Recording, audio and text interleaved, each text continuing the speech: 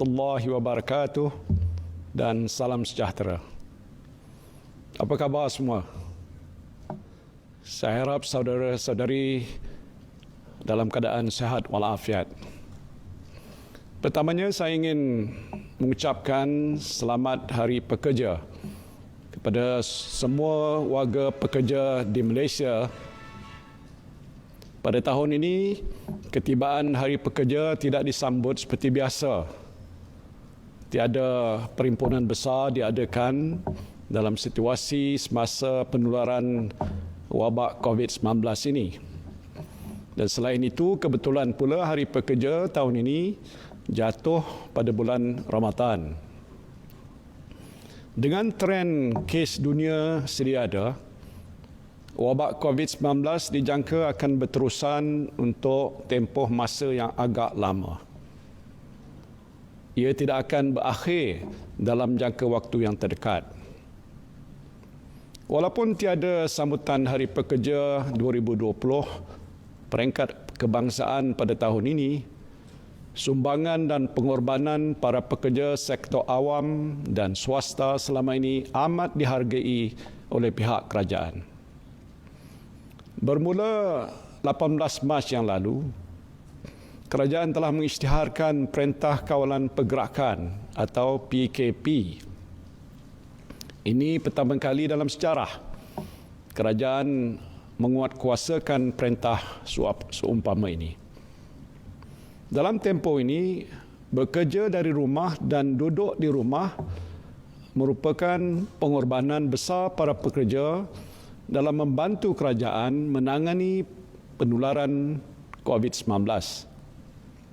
Disiplin kita untuk duduk diam-diam di rumah atau bekerja dari rumah setakat ini telah membuahkan hasil yang memberangsangkan. Pertama, kita telah mampu mempertingkatkan kapasiti perkhidmatan kesihatan awam untuk menangani jumlah pesakit COVID-19. InsyaAllah, kita mempunyai sumber tenaga kerja, ruang katil di hospital, pusat kuarantin, ubat-ubatan, alat bantuan pernafasan atau ventilator, peralatan perlindungan diri dan makmal-makmal ujian yang mencukupi seandainya kadar jangkitan ini meningkat semula. Kedua, kita perlu terima hakikat bahawa dalam bulan-bulan mendatang ini adalah mustahil untuk mana-mana negara mencapai angka sifar dalam jangkitan COVID-19. Yang perlu dilakukan ialah mempertingkatkan keupayaan perkhidmatan kesihatan awam untuk menghadapi sebarang kemungkinan. Jadi walaupun kita telah berjaya mengawal penularan COVID-19 ini, jangan kita alpa. Teruslah berwaspada. Amalkan tabiat penjarakan sosial. Sering membasuh tangan kita, memakai penutup hidung dan mulut ataupun face mask di kawasan awam dan segera berjumpa doktor sekiranya bergejala. Ketiga, kita mempunyai lebih banyak kawasan zon hijau berbanding zon merah. Ini juga adalah hasil usaha kerjasama saudara-saudari yang amat berdisiplin. Teruskanlah usaha ini agar kita dapat menghijaukan lebih banyak kawasan terjejas secepat yang boleh.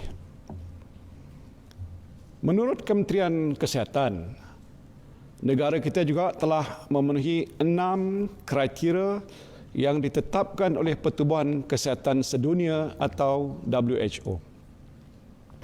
Pertamanya ialah kawalan sempadan negara kita telah diperketatkan untuk mengelakkan kes import positif COVID-19 ini berlaku. Kedua, kawalan pergerakan untuk mengurangkan kadar jangkitan dalam kalangan rakyat tempatan. Ketiga, peningkatan keupayaan fasiliti kesihatan. Keempat, keupayaan menjaga golongan berisiko seperti warga emas, pesakit yang dirawat serta orang kurang upaya. Dan kelima, amalan normal baru dalam kehidupan seperti tidak berkumpul, tidak bersalam, penjarakan sosial dan memakai face mask.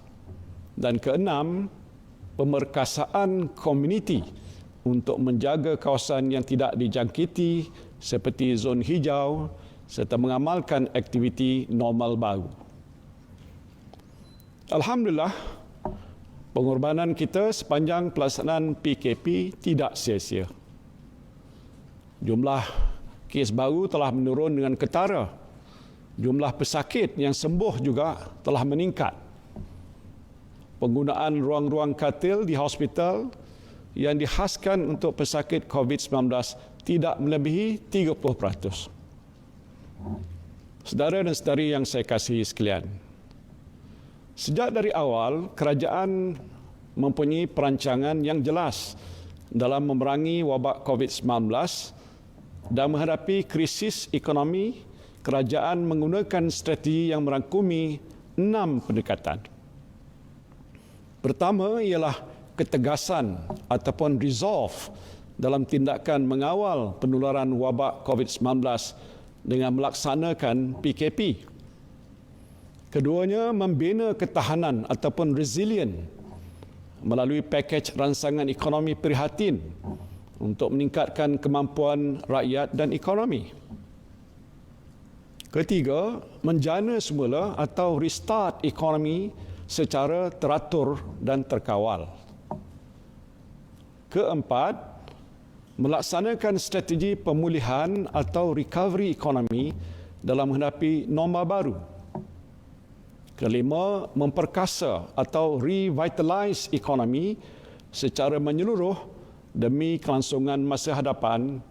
Dan keenam, menyusun semula atau reform struktur ekonomi untuk membolehkan negara dan saudara-saudari semua melangkah ke era kehidupan yang sudah berubah dengan adanya norma baru ataupun new normal. Alhamdulillah, pendekatan pertama dan kedua telah membuahkan hasil. Kini kita telah bersedia untuk memulakan pendekatan ketiga, iaitu membuka semula aktiviti ekonomi di seluruh negara secara terkawal dan berhati-hati. Dengan ini, kerajaan akan melaksanakan Perintah Kawalan Pergerakan Bersyarat. Perintah Kawalan Pergerakan Bersyarat atau PKPB. PKPB. Sebahagian besar daripada aktiviti ekonomi dan sosial akan dibenarkan, kecuali beberapa aktiviti yang melibatkan perhimpunan ramai dan mendedahkan orang awam kepada risiko jangkitan wabak COVID-19 yang masih tidak dibenarkan. Perintah Kawalan Pergerakan dipertingkatkan PKPD juga akan dilaksanakan di kawasan-kawasan yang mencatatkan kes positif COVID-19 yang tinggi. Kawasan ini biasanya kawasan merah. Saya tahu setelah hampir 2 bulan menjalani PKP, ramai dalam kalangan saudara-saudari yang ingin kembali bekerja. Bagi peniaga, nak membuka semula perniagaan. Bagi pengusaha, industri, nak pastikan perusahaan masing-masing dapat beroperasi semula. Ini penting kepada saudara-saudari kerana pekerjaan dan perniagaan adalah sumber pendapatan dan mata pencarian saudara-saudari. Kalau terlalu lama berada dalam PKP, maka terputuslah mata pencarian. Dan ini memberi kesan yang buruk kepada kedudukan keuangan masing-masing. Begitu jugalah bagi negara kita. Terhenti aktiviti ekonomi bermakna terhentilah sumber pendapatan negara.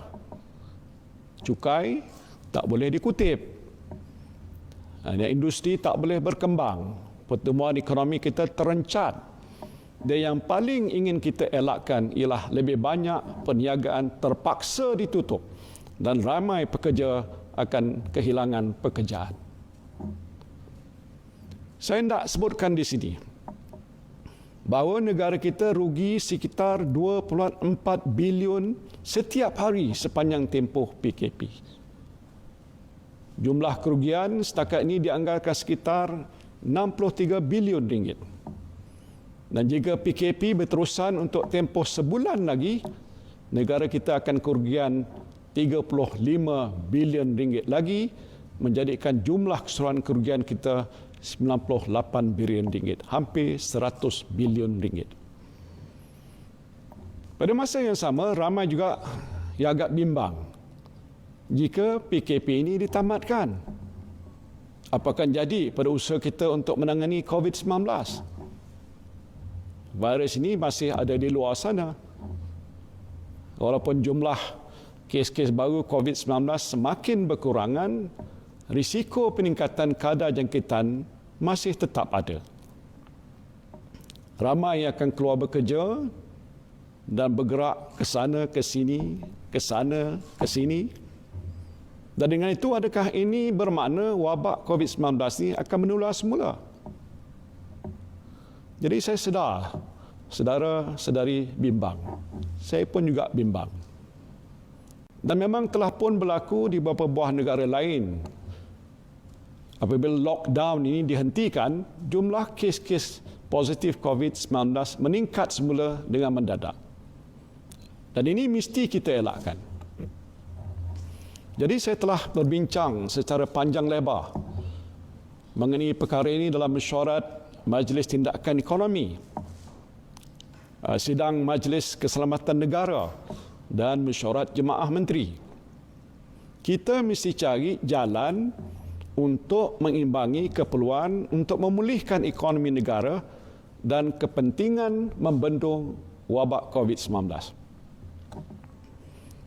Atas nasihat Kementerian Kesihatan, berdasarkan data-data yang dikumpul dan amalan terbaik yang ditentukan oleh Pertubuhan Kesihatan Sedunia atau WHO, kerajaan telah memutuskan untuk membuka semula sektor-sektor ekonomi secara berhati-hati dengan menguatkuasakan SOP kesihatan yang ketat. Bermula 4 Mei 2020. 4 Mei 2020, hampir semua sektor ekonomi dan aktiviti perniagaan akan dibenarkan beroperasi tertakluk kepada syarat-syarat dan SOP yang ditetapkan oleh pihak berkuasa. Saya katakan hampir semua kerana masih ada beberapa kategori industri dan perniagaan yang tidak diizinkan untuk beroperasi.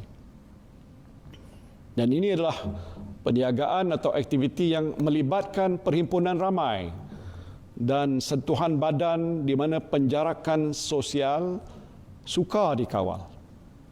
Antaranya panggung wayang, pusat karaoke, pusat refleksologi, pusat hiburan, kelab malam, taman tema, bazar Ramadan, bazar Aidilfitri atau karnival jualan dan semua bentuk persidangan dan pameran.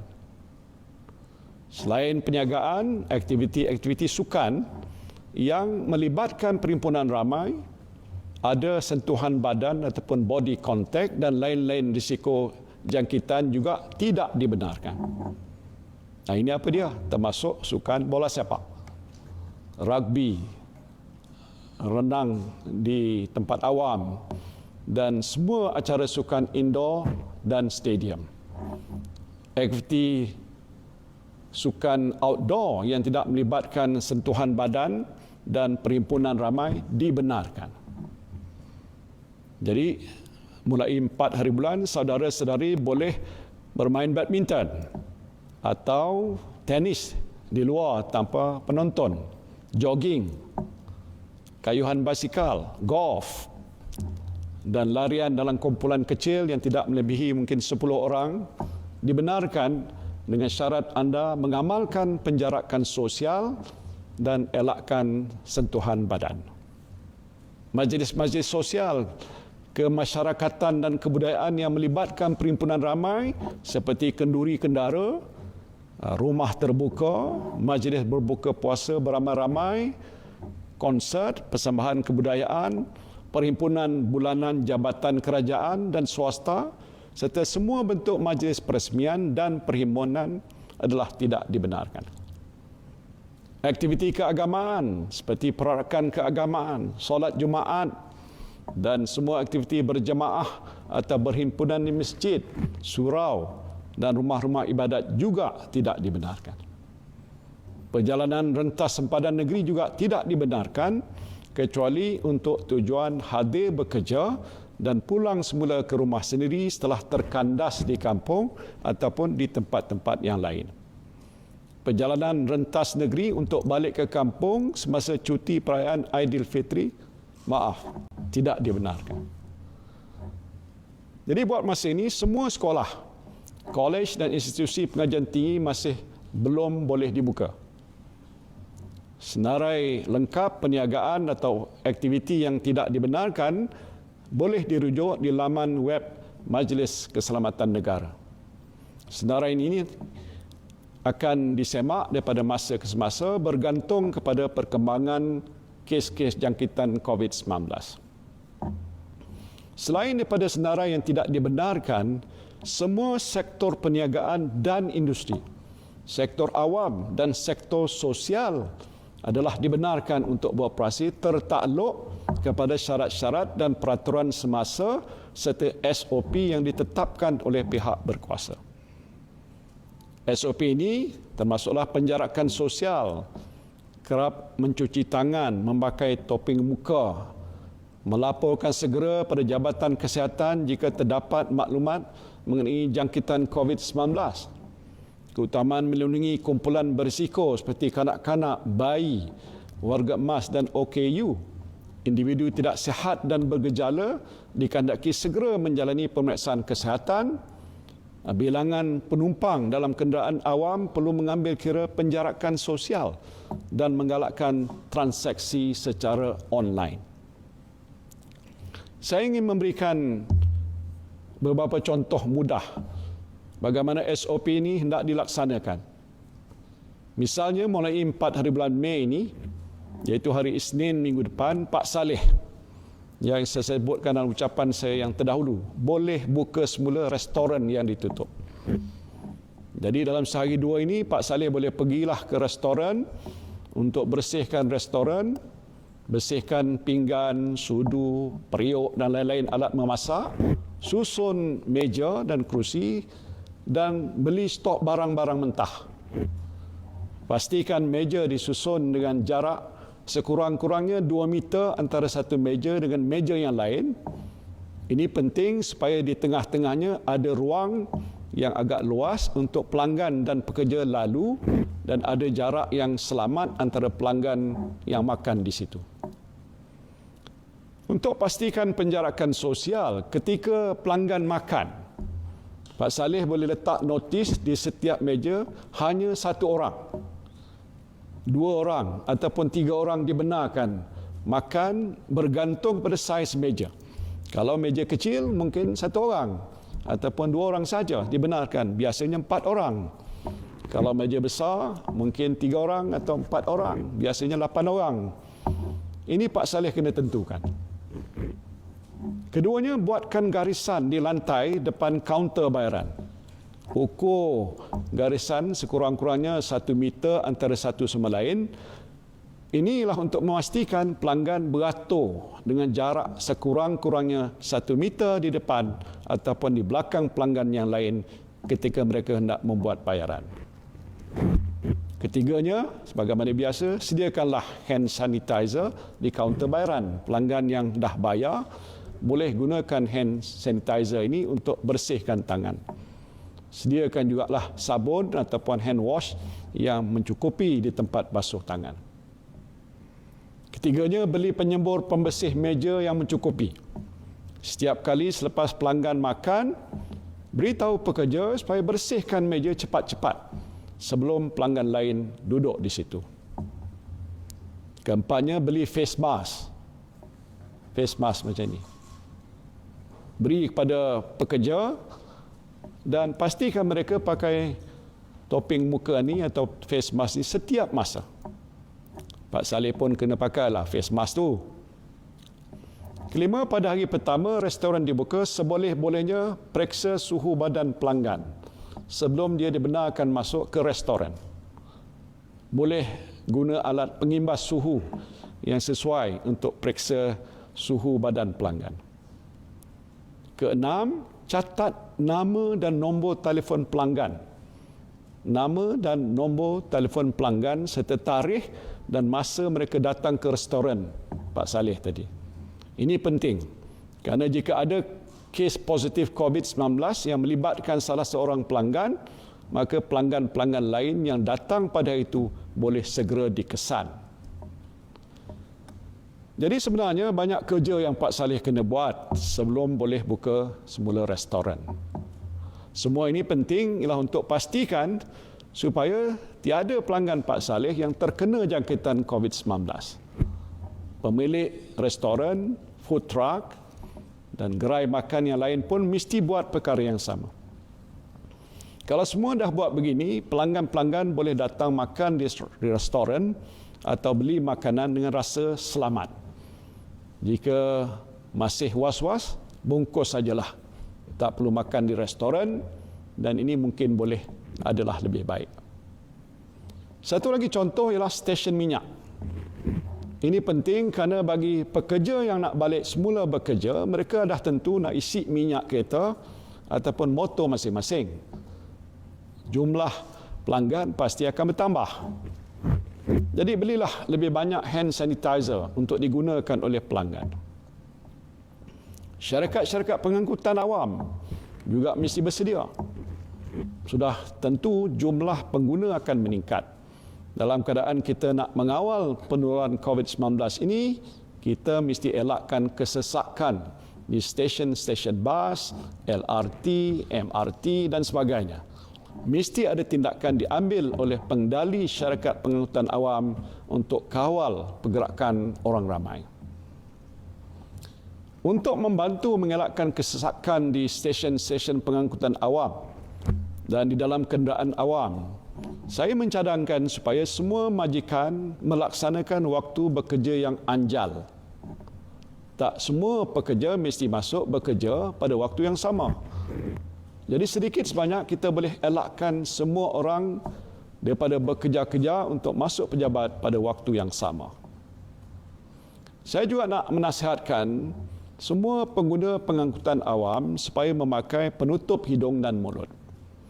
Anda akan sentiasa terdedah kepada penularan wabak COVID-19 ini. Jadi ambil langkah-langkah untuk lindungi diri sendiri.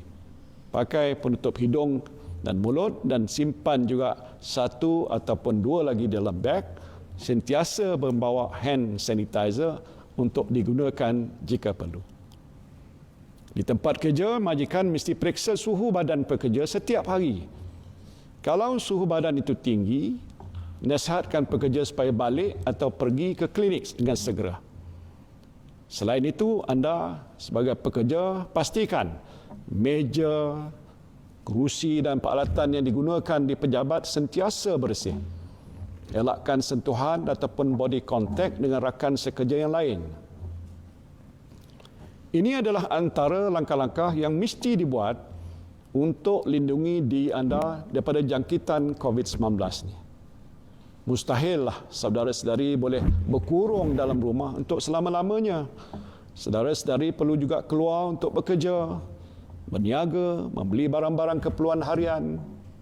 Yang penting, jaga kebersihan diri, jaga keselamatan dan keluar rumah hanya untuk urusan yang perlu saja. Malah walaupun semua sektor ekonomi dibuka, majikan boleh galakkan pekerja untuk bekerja daripada rumah. Ini norma baru yang kita mesti amalkan. Bincang dengan pekerja. Mana-mana tugas yang boleh dibuat di rumah, buat di rumah. Dan ini lebih baik. Mungkin boleh susun jadual hari bekerja secara selang-seli. Hari ini masuk pejabat, esok bekerja dari rumah. Saya fikir ini juga boleh menyelesaikan masalah penjagaan anak. Walaupun pusat-pusat penjagaan Kanak-kanak akan dibuka dengan mengamalkan SOP kesihatan yang tertentu. Saya tahu ramai ibu bapa yang bimbang untuk menghantar anak-anak mereka. Jadi kalau majikan boleh memberi sedikit kelonggaran pada pasangan suami isteri yang bekerja untuk datang ke tempat kerja secara selang-seli atau every alternate days, ini boleh membantu menyelesaikan masalah penjagaan anak. Hari ini isteri bekerja daripada rumah, suami bekerja di pejabat. Esok suami bekerja dari rumah, isteri bekerja pula di pejabat. Jadi anak tak perlu dihantar ke pusat jagaan. Hanya mereka yang tiada pilihan saja menghantar anak mereka. Secara tidak langsung, ini dapat mengurangkan jumlah kanak-kanak di pusat penjagaan dan lebih mudahlah untuk penjaga mengurus anak-anak ini mengikut SOP kesihatan yang ditetapkan. Jadi saya nak minta tolong dengan majikan. Jika boleh dibenarkan atau benarkan pasangan suami isteri yang ada keperluan untuk menjaga anak-anak kecil di rumah supaya dibenarkan bekerja every alternate days atau bekerja dari rumah. Bagi sektor awam yang akan mula beroperasi mulai 4 Mei 2020, kerajaan menggalakkan kaki tangan awam bekerja dari rumah kecuali bagi proses kerja yang memerlukan keberadaan di pejabat. Mesyuarat juga digalakkan diadakan secara online menggunakan medium yang selamat. Bagi mereka yang mempunyai kesulitan penjagaan anak-anak di rumah, kerajaan membenarkan panggilan pekerja selain melaksanakan waktu bekerja anjal. Saya minta supaya semua ketua-ketua jabatan mengadakan perbincangan di peringkat jabatan masing-masing untuk menyusun semua keperluan sumber manusia di jabatan dengan mengutamakan konsep bekerja dari rumah. Saudara dan saudari yang saya kasihi sekalian, saya faham saudara-saudari agak bimbang apabila sektor-sektor ekonomi kita mula dibuka. Ramai yang akan keluar rumah untuk bekerja. Mereka akan berada di mana-mana, di jalan raya, di stesen LRT, di stesen minyak, di dalam bas, dalam Grab, di restoran, di pasar raya dan di tempat-tempat lain. Virus COVID-19 ini tetap ada di luar sana dan risiko terkena jangkitan sentiasa ada. Saya juga bimbang kali ini. Apapun jangan panik dan kita jangan mengalah. Saya yakin dengan kemampuan para petugas barisan hadapan kita untuk menjalankan tugas mereka membendung wabak ini. Tetapi yang lebih penting ialah diri kita sendiri. Tanggungjawab kita sendiri. Jaga kebersihan diri kita. Jangan keluar rumah kecuali jika perlu. Patuhi SOP yang ditetapkan pada setiap masa. Pakai penutup hidung dan mulut bila keluar ke tempat awam. Bawa hand sanitizer. Seboleh-bolehnya jadikan bekerja di rumah ini sebagai amalan norma baru. Anda yang merupakan ketua keluarga, ketua masyarakat juga mesti memainkan peranan. Nasihat anak-anak, nasihat anggota masyarakat supaya sentiasa berhati-hati. Elakkan perkumpulan beramai-ramai di kejiranan kita. Amalkan penjarakan sosial sebagai norma baru dalam kehidupan. Jika berlaku kes-kes bergejala COVID-19 di tempat-tempat kerja ataupun di kawasan perumahan saudara-saudari, cepat-cepat laporkan pada pihak berkuasa. Dalam memerangi COVID-19 ini, pengesanan kontak ataupun contact tracing adalah sangat penting. Petugas kesihatan kita mesti tahu siapa yang pernah berada dekat dengan orang yang dikenal pasti positif COVID-19. Untuk memudahkan pengesanan kontak, kerajaan telah mewujudkan aplikasi yang diberi nama MySejahtera dan MyTrace. MySejahtera dan MyTrace. Saya harap anda semua yang mempunyai telefon pintar muat turun aplikasi ini untuk membantu pihak Kementerian Kesihatan melakukan pengesanan kontak jika berlaku jangkitan baru. Ini adalah tanggungjawab kita semua. Saya mengambil kesempatan ini untuk merakamkan ucapan setinggi-tinggi penghargaan dan juga ucapan selamat Hari Pekerja khususnya pada para petugas barisan hadapan kita, doktor, jururawat, polis, tentera, anggota rela, immigration, Angkatan Pertahanan Awam, APMM, Jabatan Kebajikan Masyarakat dan semua pekerja di sektor awam dan swasta. Saya juga ingin mengucapkan selamat Hari Pekerja kepada semua pemimpin ahli kesatuan sekerja, termasuklah pimpinan QPEX dan MTUC.